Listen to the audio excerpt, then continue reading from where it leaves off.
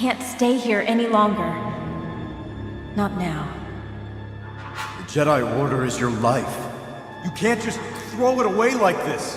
Ahsoka, you are making a mistake. Maybe. But I have to sort this out on my own. Without the Council. And without you. I understand. More than you realize. I understand wanting to walk away from the Order. I know. Those were the last words Ahsoka spoke as she turned away from the temple. Anakin watched as her figure was consumed by the light, not realizing that soon she would be consumed by the dark.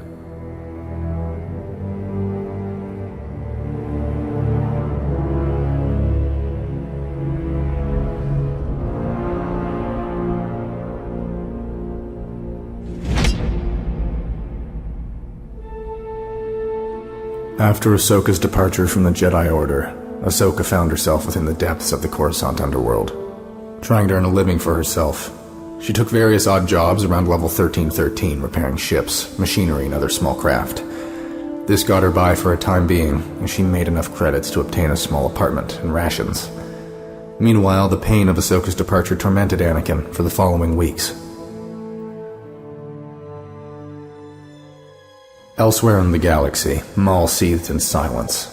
Mother Talzin's attempt at revenge had left her dead, and Sidious only mildly annoyed at the weakness of his own apprentice and cyborg. For now, the Zabrak's power was confined to the Black Sun in Mandalore. His recent vision of the galaxy in flames at the hand of his master and their new apprentice, Kenobi's Padawan, didn't help matters. Maul's rage was interrupted, however, by the entrance of one of his most loyal Mandalorians. My lord, there is news on the Black Sun's operations on Coruscant. The trial of the Jedi suspect Ahsoka Tano has ended in an upset. Another Jedi was revealed to be the culprit, though Tano has apparently forsworn the Jedi Order despite her innocence. That name is unfamiliar to me. Why tell me this? Your recent vision, you mentioned the name Skywalker. Tano was his Padawan. Accordingly, she was also close to Obi-Wan Kenobi. Now that is curious. She could be useful, if only for information should she be uncooperative. Our Black Sun operatives have observed her in the Undercity, specifically level 1313. Without a steady income of Republic credits or the protection of the lofty Zealot Temple, she is vulnerable. Maul, deeply entrenched in his own thoughts, mulled over the name Tano, his intense gaze finally fixed on Almec. Bring her to me. My plans may yet evolve, with her as a piece on the board. It will be done, my lord. The Togruta in question sped through the Undercity on her stolen speeder, wind stinging her face. She had been offered a job on a nearly derelict Gazanti freighter that was sending black market supplies to neutral systems. As much as she objected to the immorality of the markets in these times of war, she didn't have the luxury of choice.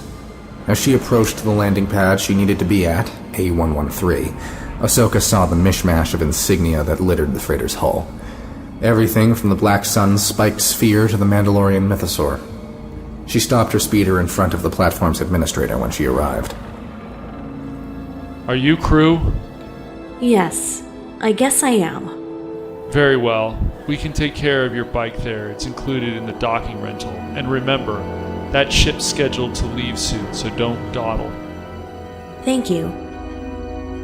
Ahsoka climbed the entrance ramp to the ship and entered its dim corridors. Some lights were blown, and the occasional bulkhead still had blast marks on it from the ship being boarded. An eerie silence enveloped Ahsoka as she ventured further into the ship, putting her on edge. Eventually, she came to what she assumed was a mess area, and finally found some crew members. Ah, Togruta. You're finally here. This is the crewman I was telling you guys about. This is the one he wanted. Yep. Okay. Hey! No! The Phaline, who was still seated, surreptitiously pressed a button, and Ahsoka's world went dark as an electrical surge overwhelmed her. She dropped to the floor as the first Phaline crewman moved to tie her arms.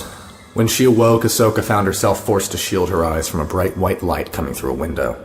She sat up, disoriented, and tried to figure out where she was. It didn't take long. Ahsoka was familiar with the architecture she saw. After all, this wasn't her first visit to the palace of Mandalore. Adrenaline quickly took over as Ahsoka shot up off the bed she was in and ran to the door of the room. It was locked, and a quick check of the windows confirmed that they did not have a suitable ledge to jump down onto.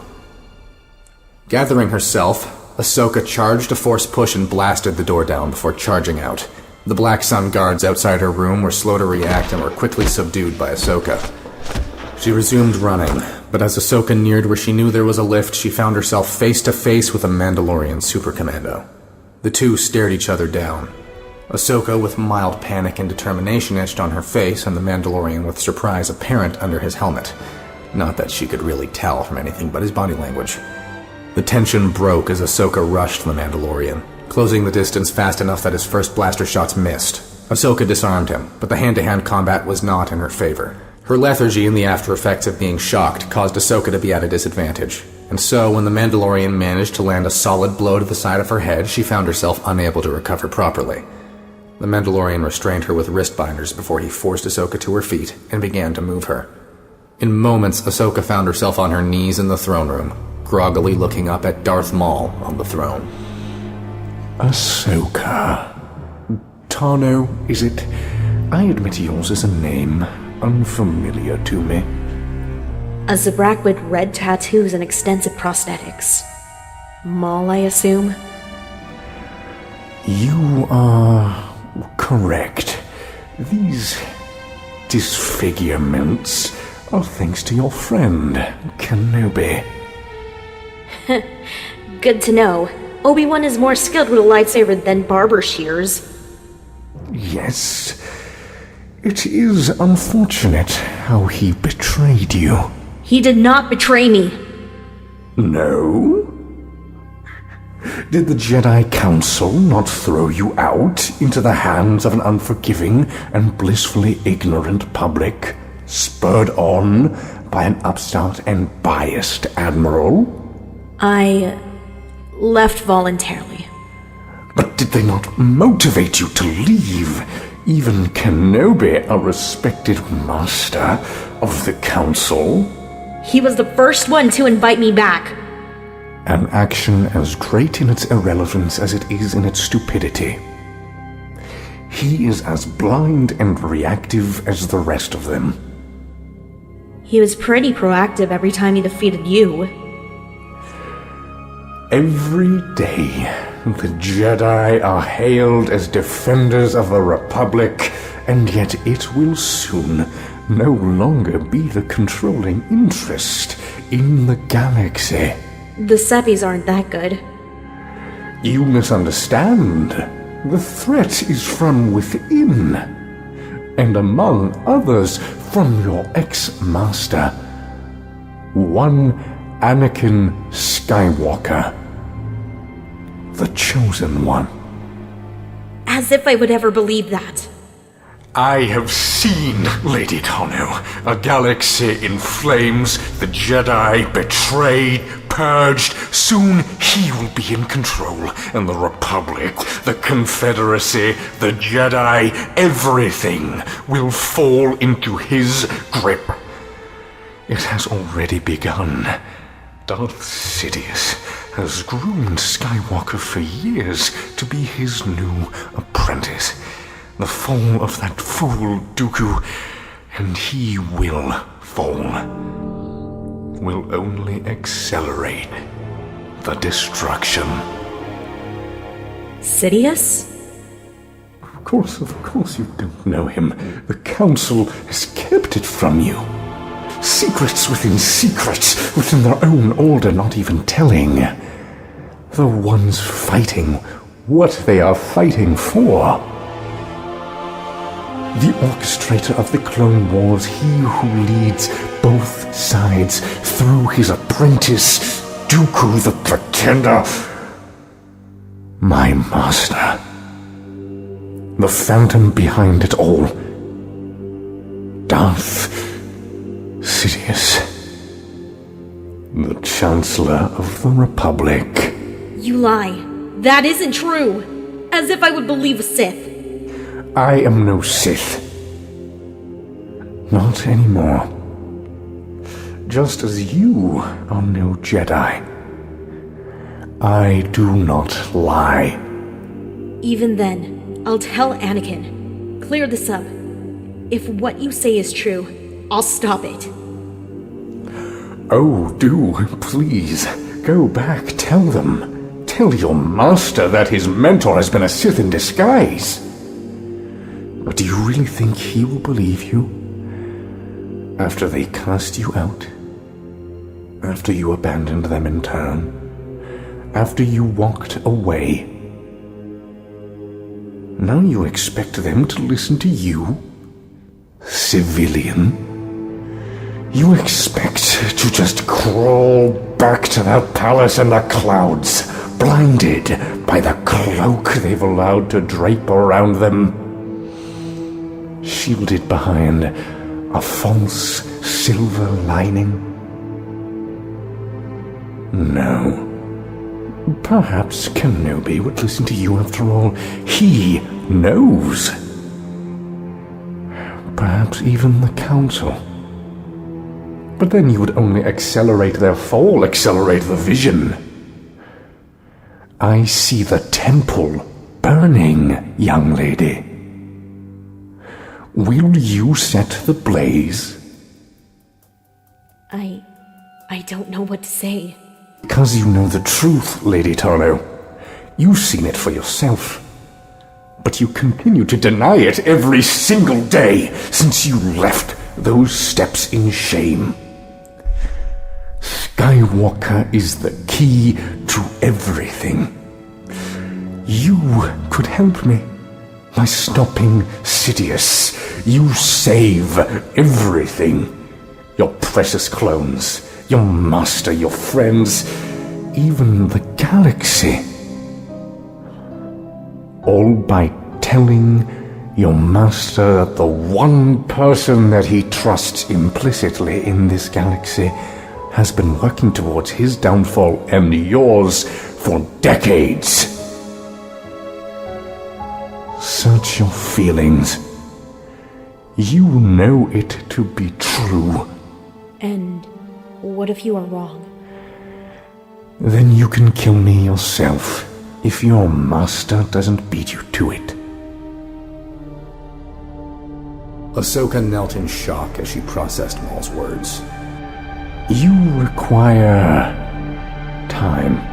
With a wave of his hand, Maul made the binders fall from Ahsoka's wrist. You are welcome to stay, and welcome to leave. You will not be stopped again. I suggest returning to your chamber to meditate, yes. Think, Lady Tano. Think. Ahsoka began to walk away. Maul's words, the voices of those she had lost, all of them rang in her head. All in due time. Ahsoka remained in her chambers as she pondered Maul's words. She couldn't deny that what he had said about Palpatine and the Sith filled certain gaps. But working with Maul, someone she was diametrically opposed to on principle, who her friends fought to the death against, it made her apprehensive, to say the least. As she looked over the city from the railing, she realized her position in all of this. She couldn't just ignore it. If Palpatine was indeed the one behind everything and Anakin was in his thrall, then now the fate of the galaxy hung in the balance. Ahsoka's thoughts turned to Anakin, her former master and friend. She couldn't bear the thought of him falling to the dark side, of becoming a pawn of the Sith. Ahsoka couldn't help but think of all the times Anakin had saved her, had believed in her even when she doubted herself. She thought of how he had tried to bring her back to the Order. their conversation on the steps. I understand. More than you realize. I understand wanting to walk away from the Order. I know. She had deprived him of the rank of master that day, yet he was only concerned with her well-being. Ahsoka remembered the lessons he had taught her, the guidance he had provided. She walked away, but now she was in a position to save him. The next day, Ahsoka returned to Maul's throne room, escorted by Maul's Mandalorian soldiers. Lady Tano, Maul, I sense that you have made a decision. Enlighten me. I'll work with you, but only because I want to prevent the Jedi Order from falling. If this turns out to be a charade, I will stop you. Maul straightened himself up, then he stood and walked toward her. His metal legs thudded with each step against the ceramic floor. Maul paused in front of her, looking at Ahsoka with a hint of amusement in his eyes. You are an atypical Jedi. Individualistic, lacking in that toxic arrogance. You have something they lack. And what's that? Clarity. You see the truth for what it is, and you don't shy away from it. That's what makes you an asset in this fight against Sidious. Ahsoka frowned, unsure if she should take Maul's words as a compliment or an insult. I don't trust you, and I won't until you prove to me that you're serious about this. No games, no lies. Maul smirked, his yellow eyes glittering in the dim light. Ahsoka nodded, steeling herself for the road ahead. She didn't know what the future held, but one thing was certain. She couldn't afford to fail. Not with so much at stake.